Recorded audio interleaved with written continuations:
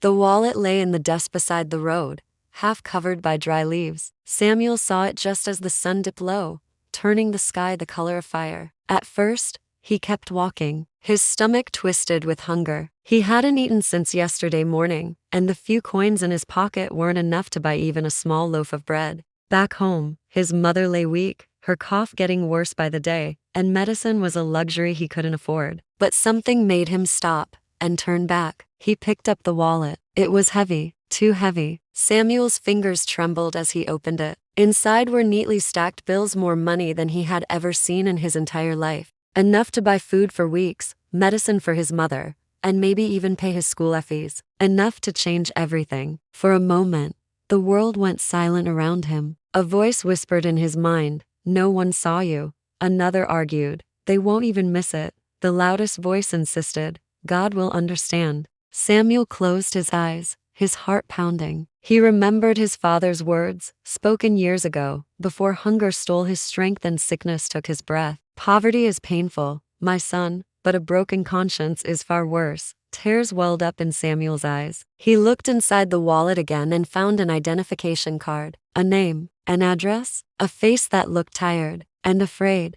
"This money is not mine," Samuel whispered to himself, even though his heart screamed for him to take it. The walk to the address on the card felt longer than all the hunger-filled years of his life combined. Every step hurt. Every single thought tempted him to turn back, to run. When he finally reached the house, it was large and silent under the fading light. He knocked softly on the grand wooden door. A man opened it. His eyes were red. His hands were shaking. I think this belongs to you," Samuel said, holding out the heavy wallet. The man stared at it as if he were seeing a miracle. "I lost this today," he whispered, his voice cracking. "My workers' salaries were inside. If it was gone." He couldn't finish the sentence. Then, he truly looked at Samuel, at his thin frame, his bare feet, his trembling hands. "You could have kept it," the man said slowly, his eyes searching Samuel's. "Why didn't you?" Samuel swallowed hard, fighting back the lump in his throat. "Because if I keep what is not mine," he said, his voice quiet but firm,